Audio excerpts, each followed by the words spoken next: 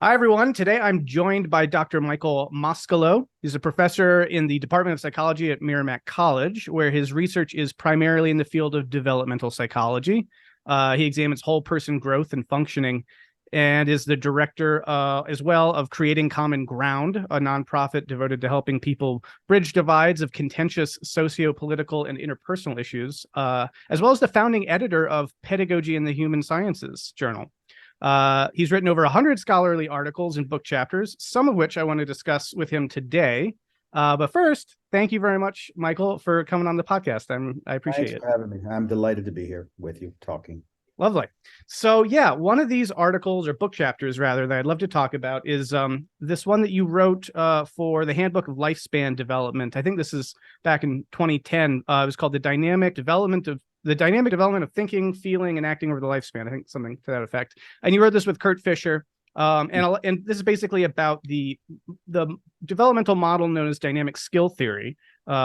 And I think that this would be a really interesting thing to explore. I've been very fascinated as I've gotten into this material, because a lot of people watching this podcast will know about models of the so-called model of hierarchical complexity, Michael L. Commons, and the work in that, and how this has kind of been brought into some metamodern discourse, but maybe not familiar with this other model of hierarchical complexity.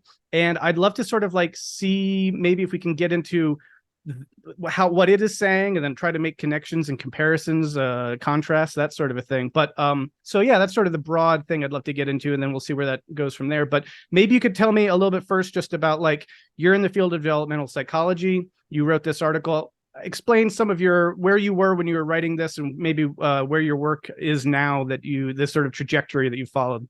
Sure. Yes. Well, psychology is a discipline that people go into because they want to know how people tick. They want to know about people. And the undergraduates come in really quickly, and they very quickly get disabused from that idea. They come to see very quickly that it's not so much about people, but little parts of people and little processes, and you break things down, and you spend years and years studying the left earlobe, and before you're ready to move on to the right earlobe, and you have to make sure that all the stats are there. And that's something that's never really appealed to me. And what is much more interesting to me is the whole person. Actually, not even that. The whole person in relation, the relational person. What does it mean to be a person? What does it mean to develop as a person in context, through culture, and that sort of thing? And so in that piece, and what Kurt Fisher and I, whenever we would collaborate, it would be toward a kind of a holistic way of conceptualizing what a person is and how a person develops. And that's what that paper was about. Used his basic model, which I think is a wonderful and brilliant model. He calls it dynamic skill theory. Michael Commons has his model called the model of hierarchical complexity. They are very similar. So I hate to... Right. I'm sorry if you wanted to have a big difference thing here. There are differences. There's a very meaningful differences. The basic levels that each of them talk about are up to level 13 are the same, and then what happens after that, there's some contention about whether or not they actually exist, or how clearly defined, or what they mean, and that sort of things. But Yeah. very, very similar. Yeah, no, and that's what I found so fascinating when I was digging into this work, was like, there seems to have been this sort of independent convergence, which is what one usually looks for when they look for, robust findings and whatnot. So it's one thing if you've got one model, but then if you have a different sort of, exploratory paradigm that's exploring the same issue and basically coming to the same conclusions, I find that absolutely fascinating. So yeah, that's exactly what I want to talk about. And so the first question, though, is one thing I do seem to get more from the dynamic skill theory approach is the systems level, like the systems way of thinking about things, of organisms in environments and responding to that. I know this, way of thinking in many ways goes back to Piaget, but one of the things Piaget was sort of critiqued about as people read him was that, oh, it's too linear, and it's too, this and that, and it's not, dynamic enough, and all this stuff. And I found that by reading this literature, it's like, all those arguments kind of get resolved when you see how these things work. And so I haven't, in reading Commons's papers, seen as much of that, though I know that's there. And I know his work with like Corey David Barker and Sarah Ross and stuff have used some of that stuff. But it seems to be kind of front and center with dynamic skill theory. So that's one kind of meaningful difference. But also, oh god, so that would be one thing to say. Maybe let's just start with that. I mean, any thoughts on that distinction? Sure. If you look at Michael Common's work and the model of hierarchical complexity, he actually doesn't see himself as a psychologist, and he sees what he is doing as basically it's a mathematical model of modeling behavior, if you will. And he has some basis in behaviorism. He brings behaviorism together with Piagetianism, and he comes up with these stages that are kind of Piagetian in the sense that they're very holistic. They're all one thing, and they all move in one direction. And I think that some of the metamodern folks think the same way. Especially when they say that there's higher levels of functioning that are corresponding to broad epics or even cultures and things like that. A skill theoretic approach or a more systems-based approach is looking at things more in context. There's not one developmental trajectory of anything in particular. In fact, whatever we say is developing, we have to look at it. We'll look at specific skills that are developing within particular contexts, within even particular tasks, perhaps, and in particular cultures. There is no such thing as a single developmental trajectory, I suggest, of anything. So what you have is a web. You have multiple trajectories, and a person can be at one level, a high level in one area, a lower level in another area, and even function at different levels in the same person, in the same day, even in the same moment. You could be functioning at different levels. So skill theory is a much more contextualized approach. It's a much more contextualist, if you will, than some others. And it's you're looking at actual people in actual contexts, real people. Yeah. At the same time, it seems that there is this abstract pattern, right? I mean, that's what emerges from both of these works. So even though people are, as you say, these complex dynamic webs of skills that fluctuate, right?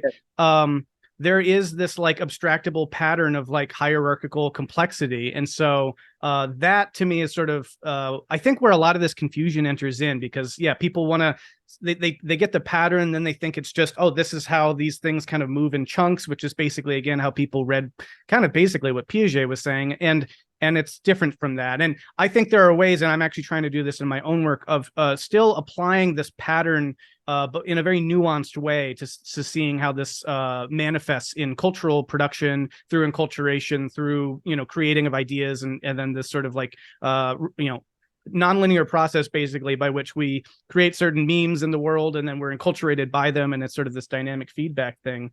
I think you made a very, very good point. The levels, if you will, the developmental yardstick, the system of structures that the measures by the means by which we measure a developmental level, they're abstract, they're general, and they are decontextualized. They can be applied to absolutely anything. But there's the point. They have to be applied to something. It's kind of it's like mathematics, if you will. You have mathematics, but mathematics is not of the world, if you will. When you look at the world, it's messy. We use mathematics as a tool to be able to make order of things. And so the skill level, or the complexity levels, they're general levels. But if you look at actual trajectories of what actually happens in the world, development moves and fits and starts. It goes up and down. It wouldn't even make sense to talk about up and down unless in a unilateral or a unidirectional model. You're only going in one direction. That's not how we work. Right. Yeah. I have this thought, the way I read a lot of this, though, is it's like a fractal thing, that any level of analysis you can kind of zoom in and you'll see this dynamic fluctuation, right? And so in this conversation, you can do that, but then over the course of the day, you can kind of see like, well, what was the range? And then over the course of maybe a lifespan, skill, isolating particular skill sets. But that's sort of how I'm looking at this. It's like this distributions and distributions and distributions, and we can use that in meaningful ways to make sense of behavior. But very obviously cool. It becomes problematic if you try to isolate that too much. But one of the things I'm curious about too, and I think that this model helps clarify, is is the way that certain kinds of development in certain kinds of domains seems to, if I'm reading this right, kind of impinge on or influence other domains of development, if that makes sense. If there is this web, right, where like I don't know, let's say like certain skill sets might seem to be more isolated than one another. Like I could be really good at math, but I could be really bad at certain kinds of interpersonal dynamics or something, right? But if I'm really good at math, I might also be really good at certain kinds of problem solving or puzzles, or, there seems to be a certain kind of like way you can map out these different skills and see meaningful relationships of impingement on like, oh, well, if they're here, there, then this will probably have some downstream effect on this, but maybe not so much on this. Would you say, am I misreading that, or is there something like that going on? There's something like that going on. Of course, as we would both agree, everything is always more complex than it seems. So let's take first this idea of domain. Very interesting notion. Piaget comes along and says that there's these domain-free skills, logical skills, and then we come to see, well, that breaks down. Skills are different in different domains. Well, wait a minute, but what's a domain? All right. Oh, wait a second. So math is a domain, and fixing a car is a domain, and social skills are a domain. But wait a second. I use the math when I'm fixing the car, right? And I'm estimating something mathematically when I'm in a discussion. So where are these domains? Is the world filled with fixed domains?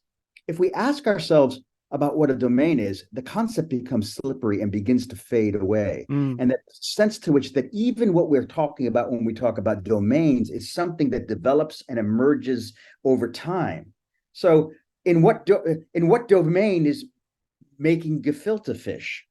You know what I'm saying? It's very specific, yes. But if we get even cooking is cooking different from chemistry or something. So what you get is this image of many possible trajectories, many possible components of skills that intermingle in ways that cannot necessarily be predicted beforehand. Now, that may be an uncomfortable idea, but human behavior is dynamic, it is spontaneous, it is emergent. Part of what it means to talk about a system and a self-organizing system is the idea that there is emergence, there's non-predictability, there's both order and variability at the same time, and you don't know where it's going to go because one little tiny change here can change the trajectory, and the same big change can do nothing. You got to look and see what's related to what else. If you ever meet an autistic person, and you meet another autistic person, and you meet another autistic person, you've just met 3 autistic persons. Maybe we could say something general about them and what their skills, but they're all different. They're all different. You got to look and see. There's no formula. Yeah. And so this is always an interesting thing too, because one of the things about science, right, is it's like there's a search for patterns in the particulars, that there's some desire also to come up with these general abstractions based on all the differences that we see. And so that depends on our level of analysis, how far we want to stand back, how much information we want to lose, right? At a certain way of thinking, like everything is radically Heracliteanly different every single second. On the others, we can do a different kind of approach and it's a bit more Platonic. We can see broad categories. And there might be good architectural reasons for, cognition, for why we assign certain kinds of, we identify certain property clusters as being of a kind and not of another kind, that sort of a thing. So I totally hear that.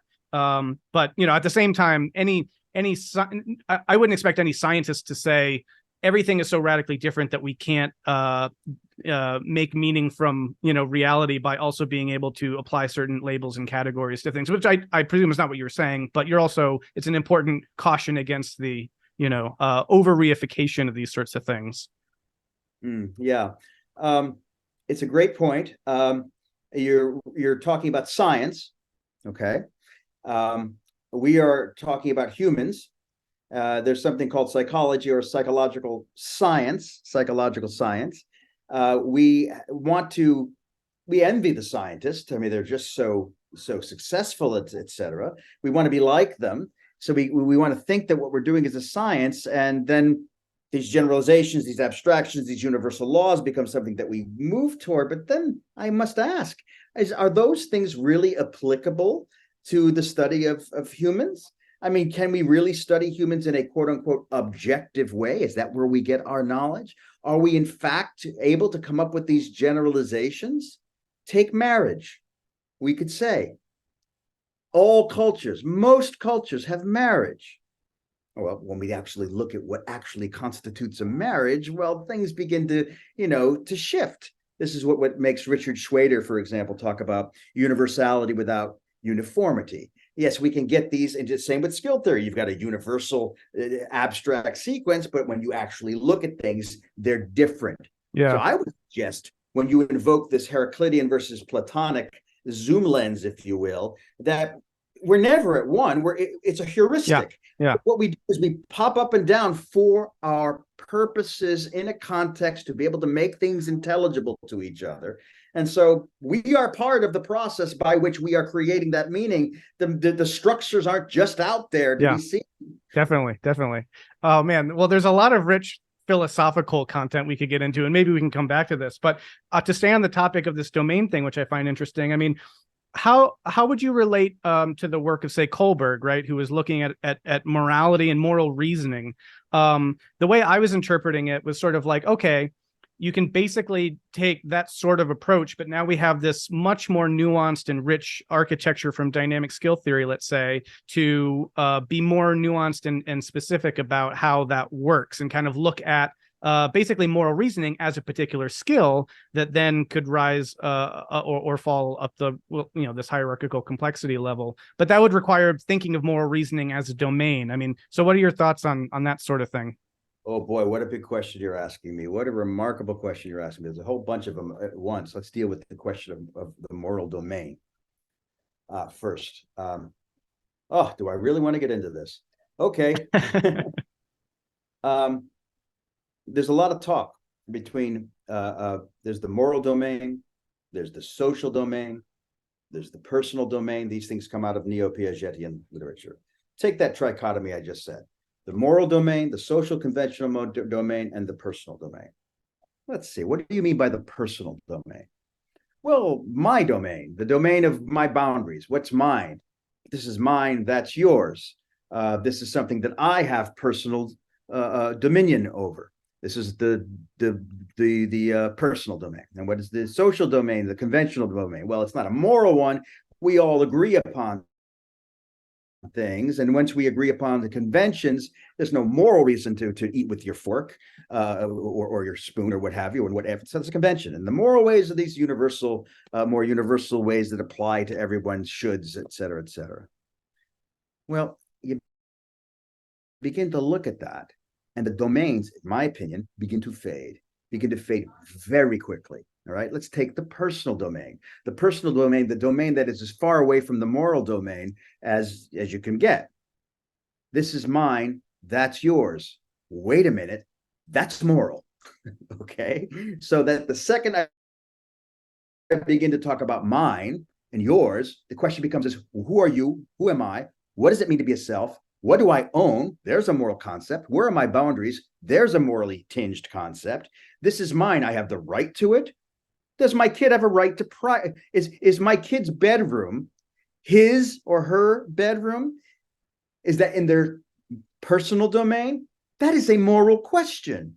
And so immediately you're getting a blurry.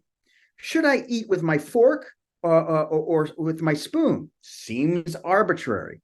Well, wait a minute, except when we pop up a little bit and we see that what we're doing is relating to each other as beings and trying to take each other's views into account and trying to act in ways that are shared so that I don't hurt you and you don't hurt me. And so it's at least not irrelevant from a moral thing. So the things we're calling social conventions are embedded in and structured by and prefigured by, in many ways, what we call moral. These domains are not hard and fast.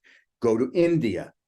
You'll see a collapse of the moral and the conventional conceptions almost immediately, to suggest that the very distinctions that we call moral versus conventional versus personal versus something else are problematic. Yeah.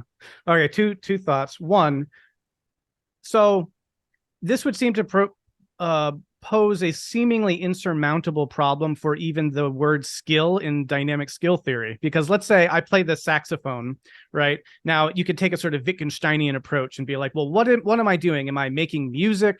Am I, am I exhibiting myself in a social context, trying to, in a way that I'm trying to, get prestige or something? And we could look at it from that lens. There seem to be like I don't necessarily even want to say an infinite, but you could argue an infinite number of lenses you could apply to this thing. And then it's sort of like, well, at what skill am I looking at to assess what my skill is in this dynamic skill theory, right? I might be technically playing music at a higher level, but I might be totally unaware of how I'm coming across socially, and therefore using that lens. You know what I mean? So this would seem to almost sort of completely deconstruct the very notion of dynamic skill theory, which I don't think you're trying to do in presenting the theory of dynamic skill theory in a chapter like this. So how do you navigate that? I'm not sure I understand what it means to say that it would deconstruct the concept of skill. I think I'm understanding what you're coming from, especially when you use the term frame. And when you were talking before about bebopping back and forth or up and down between the Platonic zoom and the Aristotelian or Heraclitean zoom lens and that sort of thing. If we think about a skill as something that's in the world, that is independent of us, that we are measuring, it's some objective something. Well, you may be right? That what becomes a skill? I mean, if given what I've said, but if we understand that the process of observing and understanding and interpreting and studying anything involves it's a relational process between me and it, actually us and it, we against an intersubjective cultural background and the thing that we are studying, then what we are doing is we're putting frames on things, as you've said, to use your term. And so when someone is playing the violin, are they doing one skill? That doesn't make any sense at all, right? I mean, there's more information in that playing of the violin, more skills and sub-skills and overlapping skills than we could possibly ever look at. Well, so then we have to take what do we want to study? Well, we want to study the development of violin playing, or the technical skill of it, or the emotive skill of it, or that is the frame that we use to structure the thing. Yeah. Too complex otherwise. Yeah. No, that's so interesting. I mean, it runs up against just the fundamental issue of epistemology, in this, which I appreciate. I mean, scientists, social scientists, everyone should be thinking about these epistemological questions. And I mean, physicists too, though, I think this would still apply. It's sort of like, okay, what do you mean by an atom?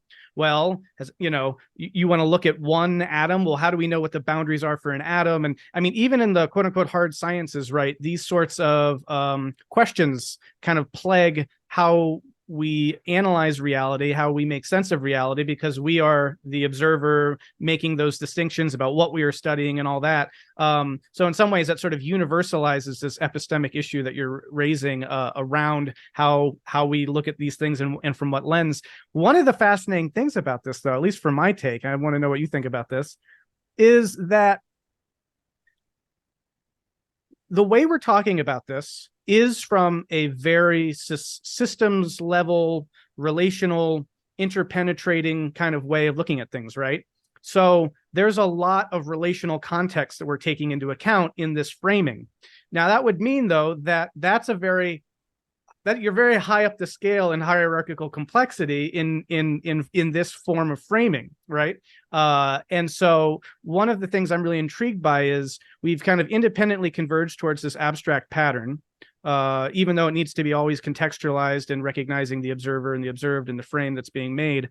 But there would seem to be a normativity in the sense that we want to take the most complex view so that we're not missing these things, right? If I just say, oh, but there are atoms in the world, you'd be like, wait a second, you should see this differently. It's different than that. It needs to be all taken into context. And so there's like you get to a systemic and a metasystematic and a paradigmatic level way of thinking. And it's precisely in that headspace where you're able to have the kinds of conversations that we're having, right? So I guess the question there is, does this very model itself somehow gesture towards a kind of normativity in the kinds of frames that we assume in our objects of study? Does it gesture toward normativity, especially normativity insofar as complexity, that complexity is the way to go, is the norm, is what is the value that one wants to have?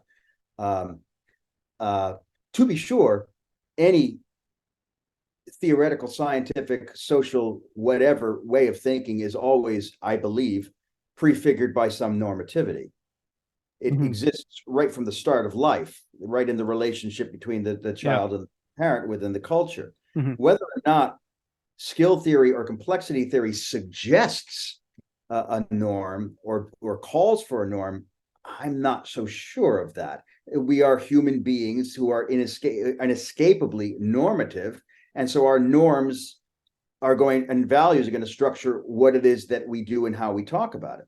The conversation that we're having right now, I enjoy it very much. I like it very much.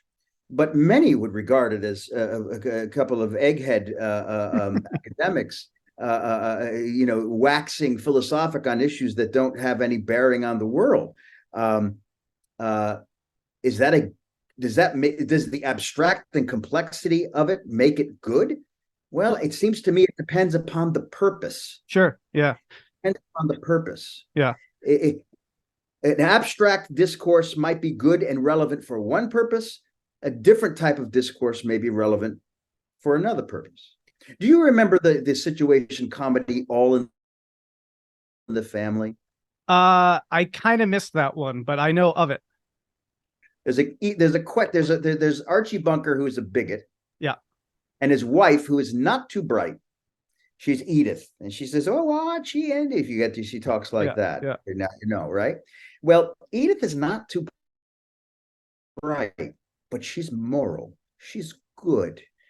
She's able to state what is good from her heart, from this concrete place of being in the world and being present. And all of our highfalutin stuff, at least for the types of purposes that she's talking about, go by the wayside. And maybe it's not so great. So I'm not so sure that there's any particular normativity. No, but this is great, though. Okay, so here would be where I'm at with this question, but I'm very open to being pushed in different directions. But okay, we've already assessed that there's this dynamic skill theory thing going on. And so you could say that Edith actually maybe is rather far up the scale of hierarchical complexity in the domain of moral reasoning. She sees relationships. Well, then it would depend on what we mean by more, right? Because if Edith is just intuiting what someone quote unquote should say, then she's just acting from a social conventional standpoint. And I wouldn't call that moral. If someone's just doing what you're supposed to do, then that's not. I don't think of that as like really a moral stance. It's just she has a different norm than he does, and so why would we call that norm better than whatever, right? But what's really fascinating about hierarchical complexity is that you get more and more relationality built into things as you move up that stack. And so it's precisely by looking at moral reasoning through that lens that I can see how moral thinking develops, right? If I'm only thinking about myself, then I'm going to be selfish. If I'm thinking about me and maybe my immediate people around me, I'm more aware of the relational dynamics there, and there's a bit more complex thinking, and so on and so on and so on. The more I see myself in that context that you're describing, that relational, dynamic, systemic context, that puts me in a better position to make moral judgments and to act from those judgments, would be the argument, I would suppose. So there does seem to be, even in the logic of complexity itself, smart racists around. What's that? There's been a lot of smart racists around. Right. So then high-functioning capitalists who might be exploiting people, a lot of people who are really, really smart who own slaves. And what about all this hierarchical complexity there? But that's exactly why dynamic skill theory would be helpful, because we could say, oh, in the domain of thinking about economics, you might be pretty high level. In the domain of thinking about how your actions affect on other people, you might be rather low level. So then you could make those kinds of distinctions because you see that it's a dynamical web. And, there are these meaningful distinctions. And we often do see what you're talking about, Nazi doctors as a kind of classic example, right? But like, how do we make sense of that? Because that's exactly what this theory, I think, offers over above like a model of hierarchical complexity model, which is like your one stage. It's like, well, no, you are at these different levels in your skill, and that fluctuates. And maybe suddenly a Nazi doctor has a sudden pang of insight or conscious or something like that. And now he sees things differently or something, right? So like these things are dynamic, they fluctuate, and they are domain specific.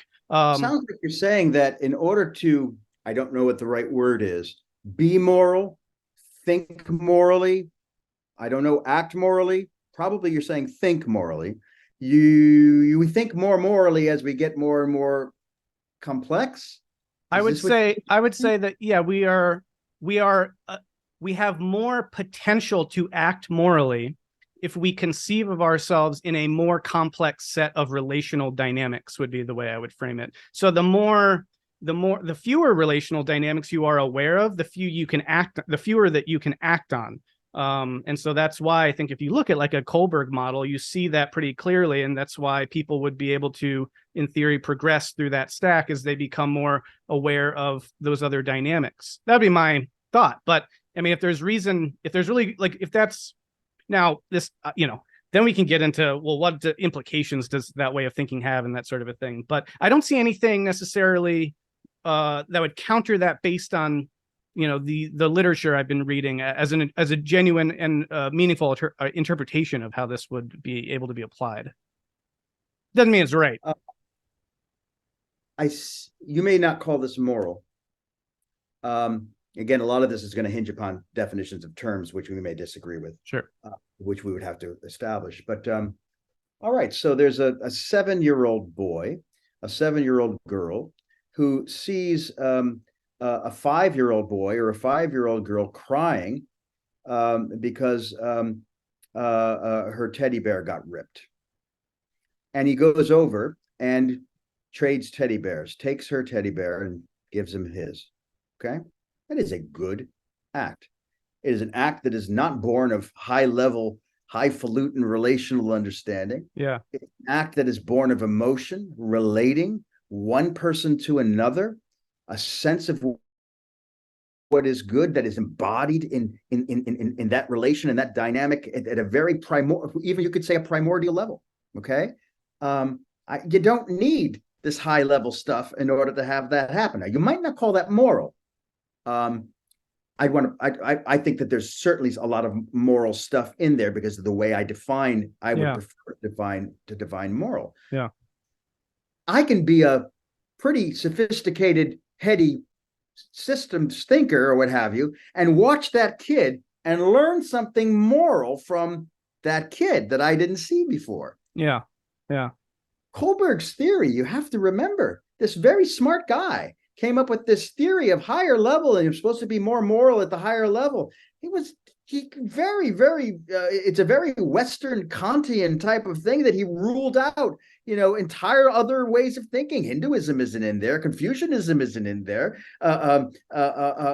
Different ways of being. No, it's human rights. It's a very Western way. Go to some other culture where they're doing something very concrete, and you'll see a different morality that's much more concrete, much lower. I don't want to equate. Yeah. Well, no, there's two really interesting things in there, at least, right? But two things that come to my mind immediately. I'll come back to the kids because that's a really important thing.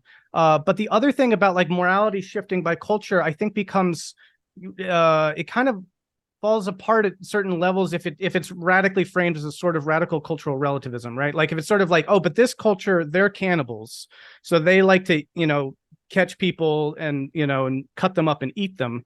But that's just their culture, right? That becomes a very problematic stance. And again, then we could just say, well, the Nazi doctor was just operating in his culture, right? So all that, the radical relativism breaks down, I think, at many levels, including, I think, this way of being able to frame individuals in their environments as responding to their social dynamics, their personal needs.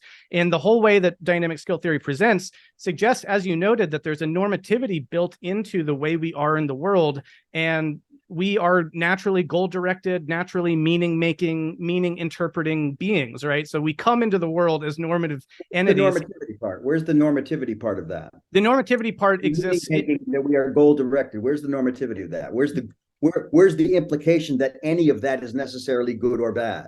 Well, from that. Yeah, because you're defining.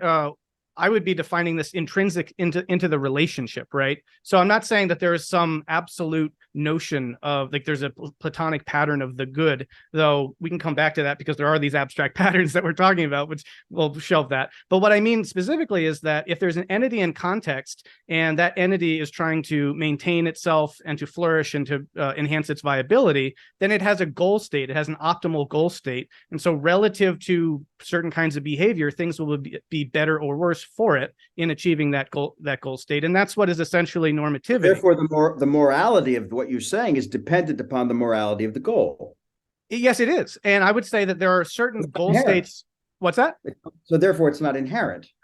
If by inherent we mean that it's some substance in the world or something, or no, but the person, inherent to the person, inherent to the individual. Oh yeah, no, it's entirely transjective. It's entirely, that's however Vicky would use the term, but like it's a goodness and a normativity that arises entirely out of the entity agent arena relationship, to the environment, that sort of a thing. So, and I think this is actually really important because for many reasons. One is we need to get away from essentializing normativity as others like, oh, absolute good and absolute bad or anything like that. And the way that then kind of has been overlayered onto certain kinds of, kind of supremacist or imperialistic logics about looking at different cultures and assessing them by your own relative standards, etc.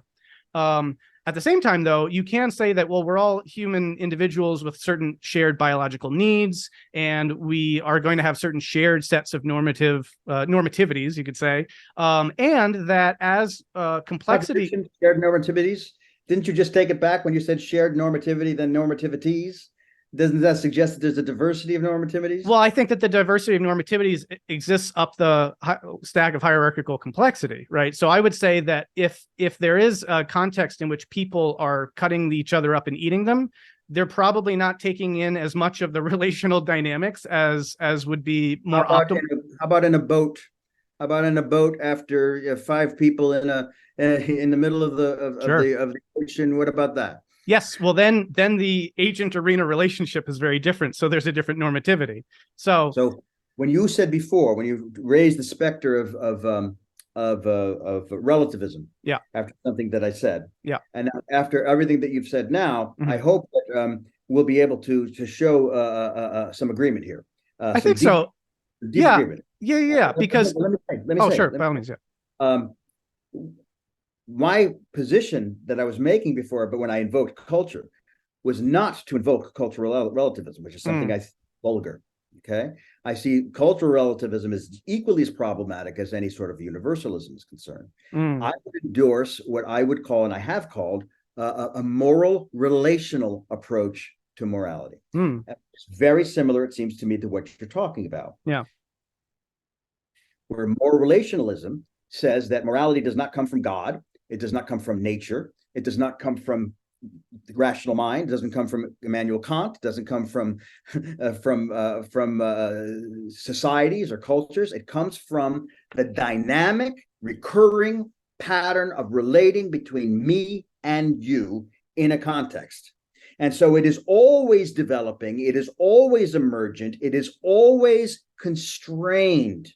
And so this is what gets us away from both a universalizing something or other and a cultural something, because there is always, morality becomes a ongoing conversation that is always constrained, and that in any context, you go to a place where there's genital cutting, or you go to a place where there's where you talk about the Holocaust or what have you, the mere fact that it's a different culture doesn't matter. We are now in relation. We are now in relation, and you to deal with me, and I have to deal with you. Yeah. And morality is coming from that relation. Yeah.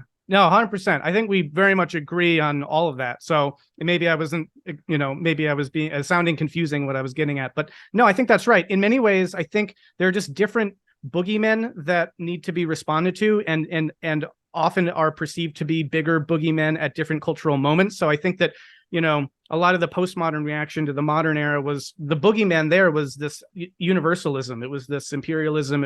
And so we needed to radically emphasize particularity to kind of clear a lot of that up. Now I think we have a different boogeyman, which is a lot of this cultural relativism, and people feel like, oh, there is no this or that, and Trump's as good as anything else or whatever, right? There's no way to adjudicate. So then it's like we need to be able to, so this is again a very contextual thing.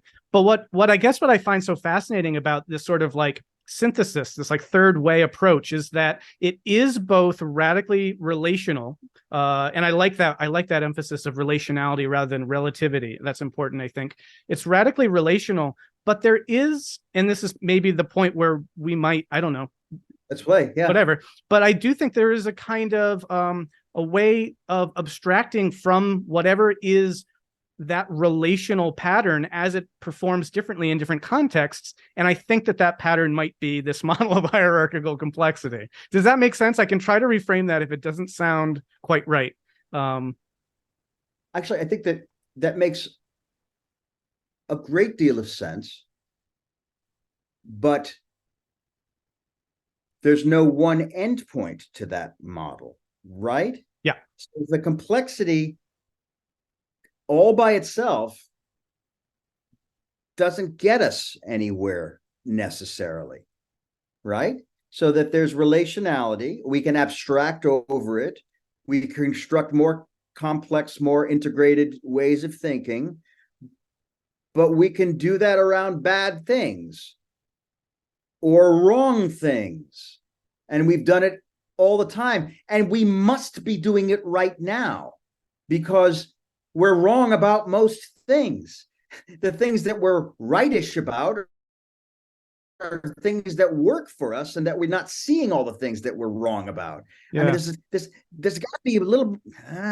I worry about the metamodern sensibility toward looking at higher stages and seeing that somehow that there's something more moral there, or that scares me a little bit. It's insufficiently humble.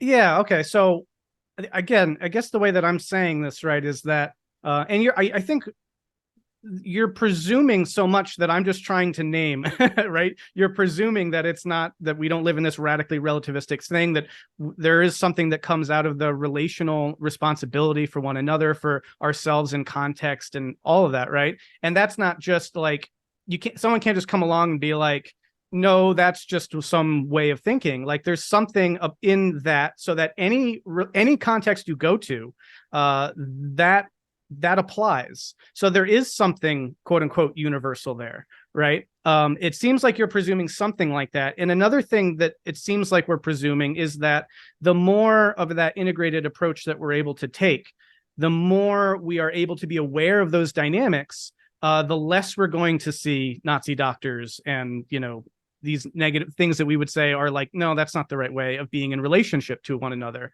So both of those things are things that I see coming out of what you're saying. And then I'm just trying to say, yeah, exactly. So give me an example of a, let's see if we can play with this. See if we can actually figure out where this difference is, if there is one, and try to resolve. Sure. Let's come up with a universal that you think is what would be an example of a universal that metamodernity or higher level thinking brings us?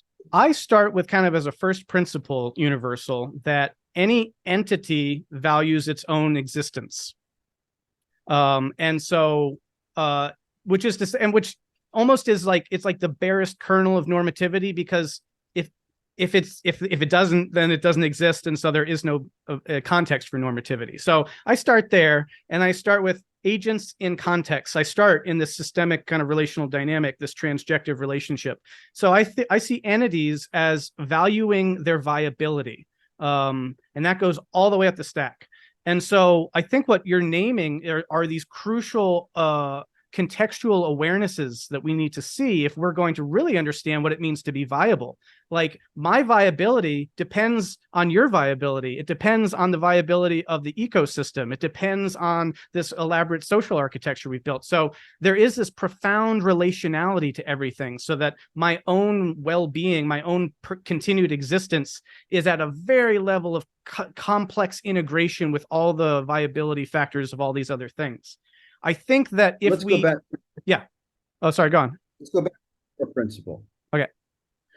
Trying to get some normativity here. And I'm trying to come up with a universal, and let's see if we can figure out if it exists, if we can agree to it. What's By the way, I'm loving this. This is great. I hope you're enjoying this, because I think this is the good stuff. Not everybody will, but so every organism values its own, what did you say? Values its own existence. Values its own. Yeah. Now, I want to suggest to you that is not, in my opinion, a moral statement. It contains no normativity.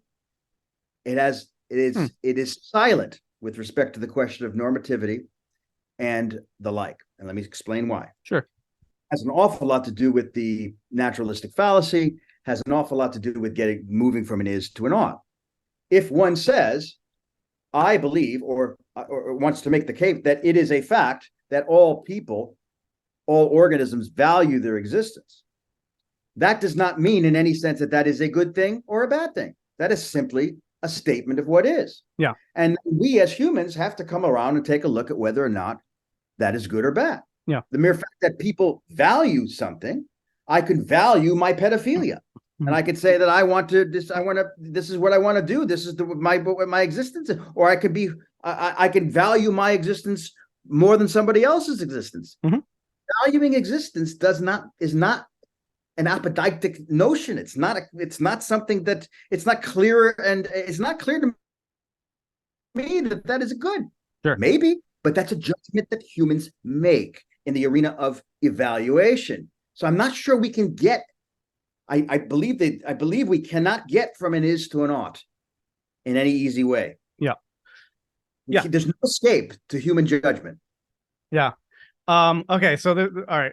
Trying to think of where best to begin with that. So one of the things that I'm trying to do is see where normativity cashes out, so to speak. Like, where you find a thing having an intrinsic, quality, then it seems like it's not based on something else. And then there's like, oh no, that emerges. Quality? An intrinsic quality or an intrinsic good quality? They're different. Just an intrinsic fact, really. If you're trying to make the argument for ontonormativity, that there's something. What does that mean?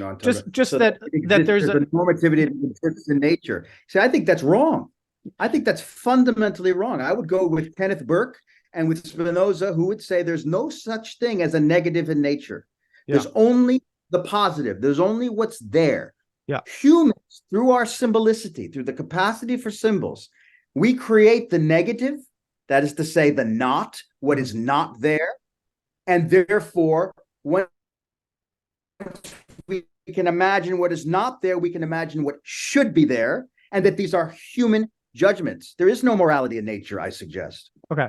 So yeah, so I get that. And part of the reason why I think this is really interesting is I actually think that you and I agree, but this is what we're trying to tease out. So yeah, that's what we're trying to tease out. Exactly. Yeah. So what is ontonormativity if there's no morality in nature? Right. So maybe rather than try to present a line of argumentation, which I can come back to if you want, I might just ask you for your clarity so that maybe I could kind of put my finger on something you're identifying, right? Which is why you're using these examples, like I could value my pedophilia and therefore, that's that would be really problematic, is the presumption there. So then my question for you is, well, why is that problematic? Why is it problematic to value pedophilia? Yeah. Got it. Well, let's go to moral relationalism. Okay. Yep. So a pedophile. Oh boy, this is going to be a dicey discussion. Well, we can use something a little less sensationalist if you want. Why not? Why? Okay. No, let's be bold. against the backdrop that Romeo and Juliet were 13 or 12, and such things, that the age of consent is something that varies. Why is pedophilia a bad thing? Well, there's me, there's you. I find that if I approach you in certain ways, if I try to touch you in certain ways, that it harms you, or it does something that I would regard as harming. Okay, I get a reaction. How about that? I get a reaction that I got to deal with. I got to understand. There's pain. There's suffering that is going on. I have to make sense out of that suffering, and then that's where the norms come from. That's where the norms, that we create these norms. What are we going to do? What are we going to do with somebody who has a need for sexuality, with somebody who believes that they have a need for someone who is young? What do we do with that? We see pain on the one hand. All right, now we have to stay. That's the basis for it. That's the basis for it. So, question. That would seem to me like what you might call natural consequences, if that makes sense, right? Like I worked in social work a little bit, and we would often talk about natural consequences. It was like, it's not like, oh, we have some arbitrary rule and you broke it. It's like, no, when you stay up all night and then the next morning you can't stay awake, those are natural consequences. So when I talk about ontonormativity, and the ontic element there is sort of that natural thing, that's what I'm referring to, is that like these things emerge out of the just reality. And so suffering emerges out of the reality, not the norm. The norm, I suggest, emerges out of the relationality as we reflect upon the suffering that emerges. All right. Yeah. But all that's happening in the world is the suffering. Yeah. Now, but the reflection is also happening, and it's happening by means of being aware, right? Now, if I were just, I'm a pedophile and I just want to hurt, people, I want to do that, and then I don't have even awareness of this other, I can't take their perspective, right? All that sort of stuff. Then that's my reality.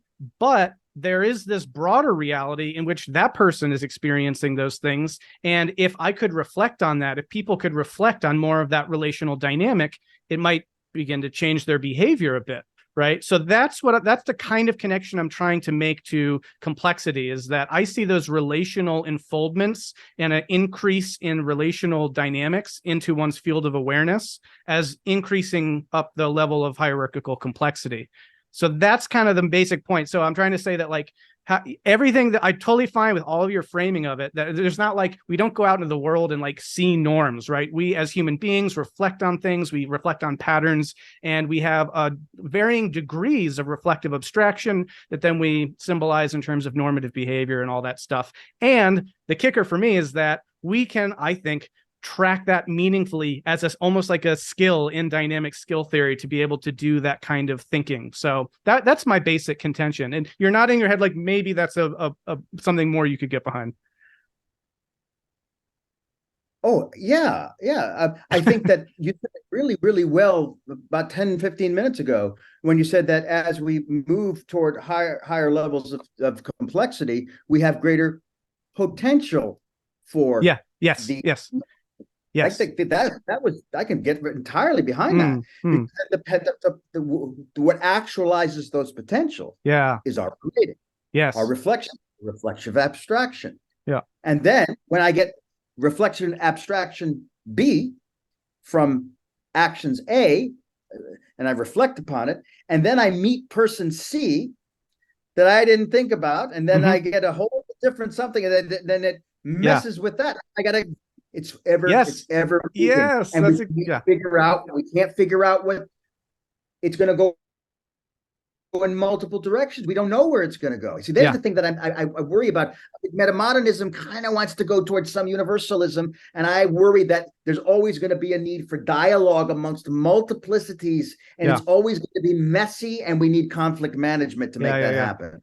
100%. And also, I mean, what we're doing is helping form whatever metamodernism is. So this is helping to disabuse any people of those proclivities of over essentializing things or over universalizing things. So I want to be able to get this right, because I think it's so important. And I do see those tendencies too. It's very easy. It's like, oh, now we have a chart and we can tell us what exactly is, the best thing or something like that. And there's of course, ironically, and Zach Stein has done work on this, of like developmental thinking can itself be assessed developmentally and in terms of hierarchical complexity. And what people do with those tools in some ways is sort of like you can over essentialize the tools themselves. But I think everything you said is right, and I think that this is what we need to emphasize. But for me, it does put us on the other side of a certain kind of postmodern cultural relativism, which again is what I think metamodernism, why I'm excited about what it could do, because I think as long as we're mired in this relativistic stance, we lose that normativity. And so what we need to do, as I see it, is not ground it as in some kind of like modern foundationalist program or something like that, but expand the horizon to see that we live in these systems of context and that these are the dynamics. And just last thing real quick is, I love what you said at the end there, which is that then another thing comes out of left field and we have to make sense of that. We're like, oh my gosh, I never realized this whole time that X was going on, right? And then we've got to fold that in. So for me, I see all that as the moral development of people, is like becoming more aware, being able to be in deeper modes of relationality with other people, and by expanding their field of awareness. Sounds great to me. Okay, great. So I think there's probably not as much room between us. And have you written on this theory of relational morality? Yes. Several Cool. papers. I'd love to read that. Because I'd love to have you read them. I want to try to say something that I think will make you happier. Sure. So when you're saying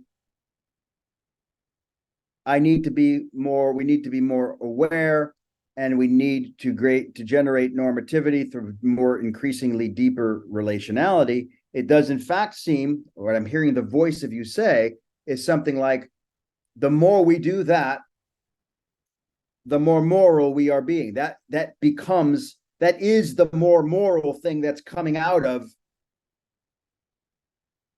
I don't know what you'd say it's coming out of.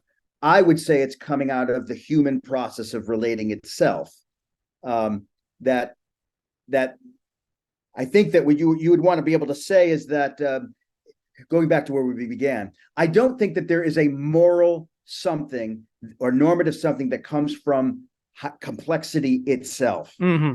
Is potentially a more moral something that comes from increasing complexity born of human relations and awareness and relationality. Once you put all that in there, now you've got the infrastructure. It's within that we're getting. And even that is multiply.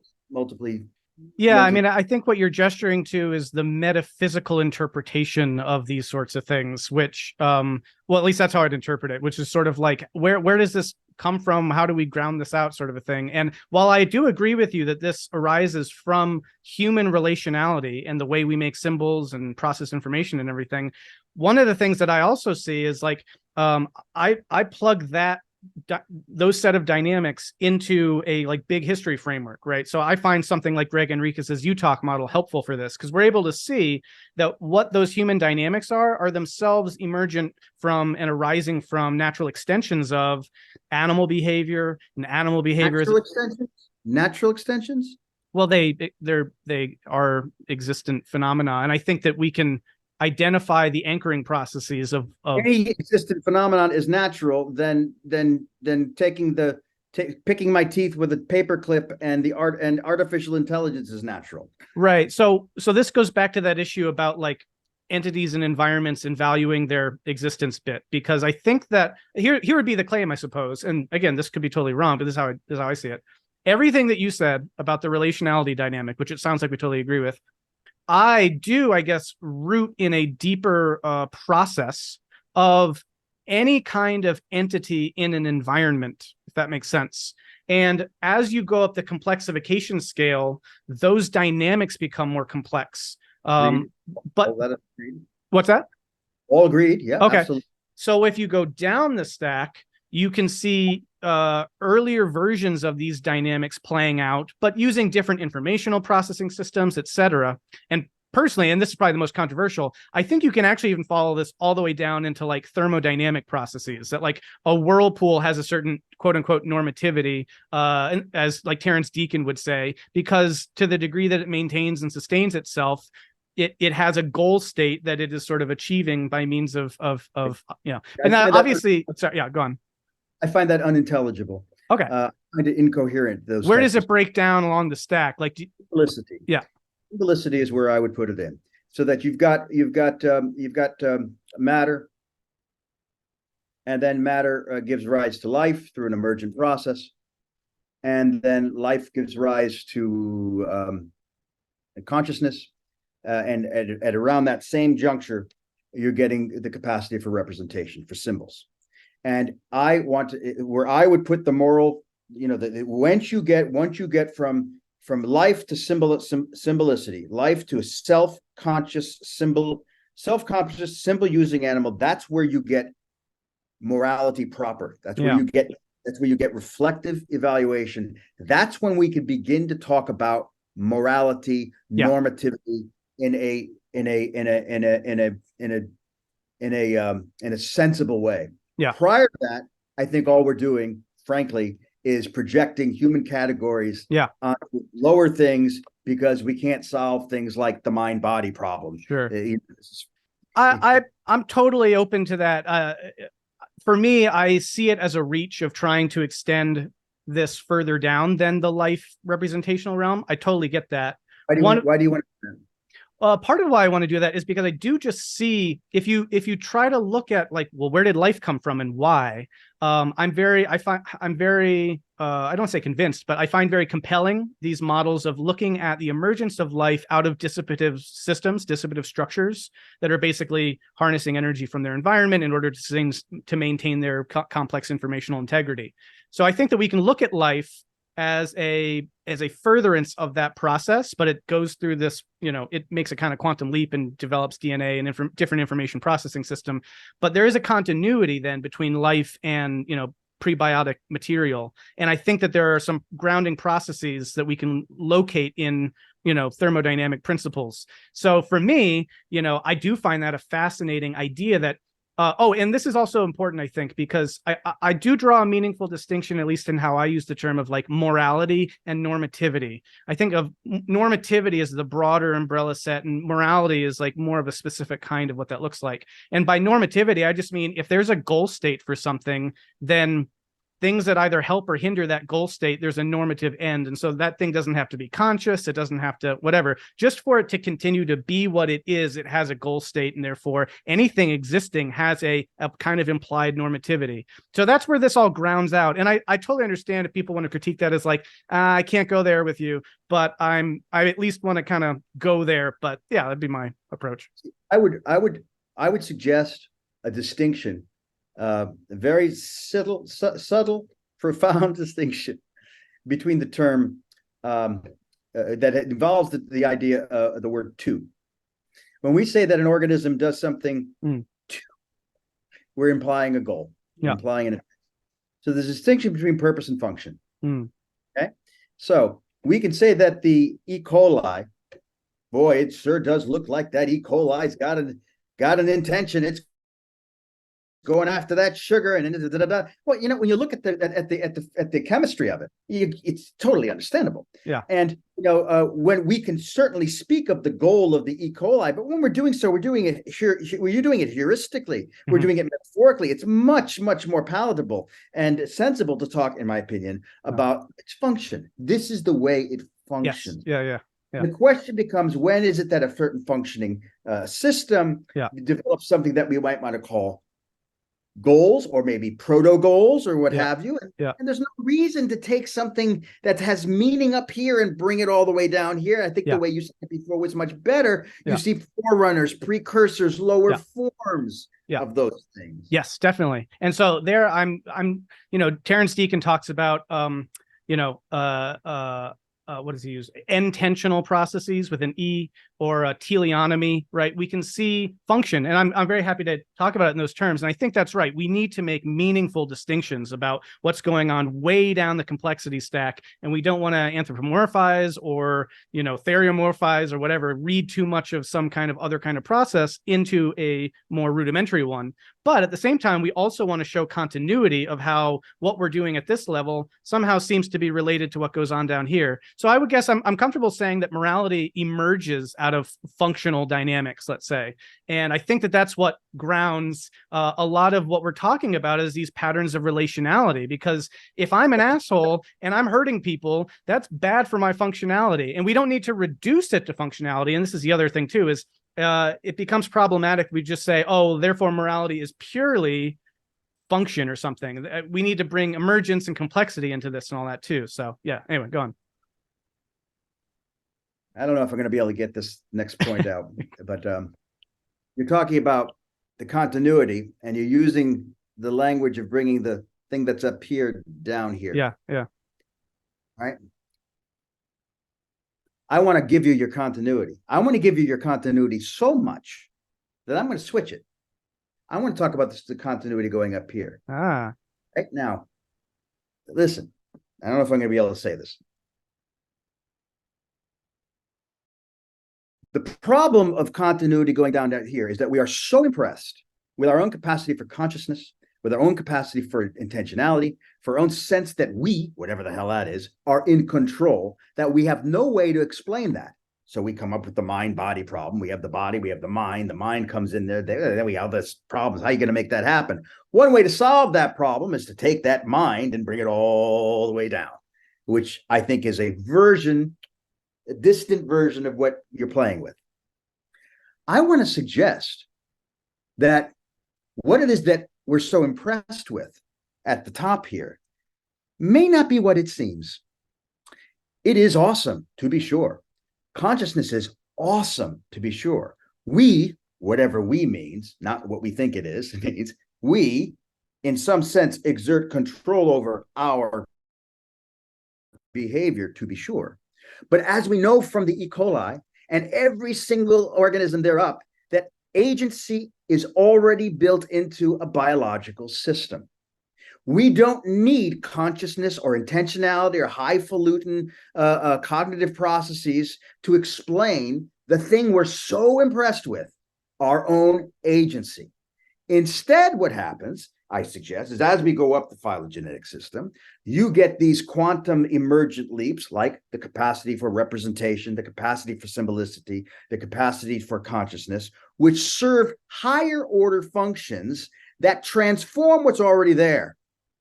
Okay, so there's a sense to which we are not in control the way we think we're in control. Oh, where did I leave my keys? I'm going to figure out where I left my keys and I do this. And the answer comes to me. I didn't do any, I didn't find it. Then we talk about searching. I'm searching. What nonsense. What nonsense. So I'm suggesting is that there's an awful lot that's coming up that's in us that we don't need all this highfalutin stuff to explain, to go down. So that's where I'm at. Yeah. No, that was, I follow you. And I'm not sure I follow. Could you explain to me what I said?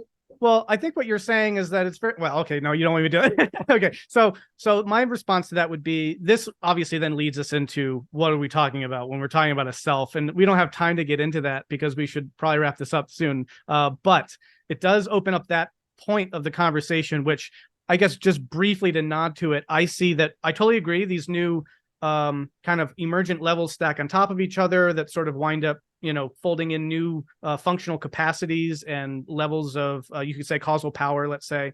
But then I think what that ultimately actually does give you is a emergent causality framework for thinking about what we mean as the self. Like that is the I. Like if I say that I am the informational pattern that is having, like a downward causative effect on my lower stack, then like whatever we've always meant by my I is that. And we're not reducing it to that. I mean, we're an informational pattern with causal power. Like that's what do you mean by causal power? What is this causal power that you are talking about that is exerting downward control? Here's my question to you. Sure. Does that downward control does it override does it override the lower processes? Um, Does it have causal processes that can override that which it emerges from? uh, is You're asking a very technical question, but the way I'm understanding you, I'll just say yes. I just finished this book, which is very excellent, by Eric Hole, who, working with IIT, folks and all that, has a whole theory of emergent causation where he can actually show, because this is a deep problem, right? There's the whole issue of downward causation, supervenience, and all that stuff, and the work of Kim. He basically has a response to Kim that's like, no, this happens by means of informational redundancy and coarse graining and what happened, error correction. And so we can actually show how this emergent causation happens. So I think work like that helps us get us towards these notions of what we mean. You glossed over something very, very quick. Okay. You said we can show how this emergent causation occurs. I can certainly believe, although I don't know it, that you can observe the emergence of processes, etc. Yeah. But the emergent causal, so causing, it can't override that which it comes from. Whatever the causal principles are that are going from the top to the bottom cannot be inconsistent with the causal principles that are going from the bottom to the top. If it is, you just reintroduce the mind-body problem. And anybody who wants to preserve the old-fashioned notion of free will, which I'll bet you that book does, even though I haven't read it. Yeah. Okay. Better way to think about this is to understand that there's something wrong with our concept of free will, and there's something wrong with our concept of determinism, and there's something wrong with that relation, and we need a new way of thinking that resolves this question that of upward and downward causality. Yeah. Until we do that, we're tilting at windmills. Well, I totally recommend this book. I'd love to get your thoughts on it because because I'm talking about something I don't know anything about. Yeah, and I don't mean to throw whatever into the mix here, but just it's precisely on this issue. The last chapter is on free will. It's an emergent causation account of free will and that sort of a thing. And no, I think you're right. I mean, this is a really crucial issue. And just really briefly, and we can pick up this again in another context time. The way that I look at it is information has causal power. Differences make a difference. And so when you look at something like a UTOC model, DNA leading to, so you have different information processing systems. As you stack those on top of each other, you get new causal powers that emerge out of that stacking function. And so what we're doing by symbolic information processing and that sort of a thing does actually have a causal influence over and above just our animal substrate. So that would be the claim. And then we can sort all that out sometime because oh man, this is great. I feel like we should probably wrap this up though, because we've been going for a little bit and I want to respect the viewers and how much profound conversation that they can take. So if they have any desire for profound conversation, they'll have to look for it elsewhere. Well, I don't know, my friend. This was excellent. And I have to say, this was the conversation I've been wanting to have for a long time. I've tried to have it in certain contexts and it just hasn't worked. But what we're talking about, I feel like, is so important. And I really appreciate the insight and the depth of thought that you bring to all this. It's absolutely great. And I'd love to pick it up again where we can get into free will and everything top down. But Michael Mascolo, thank you so much. Sure.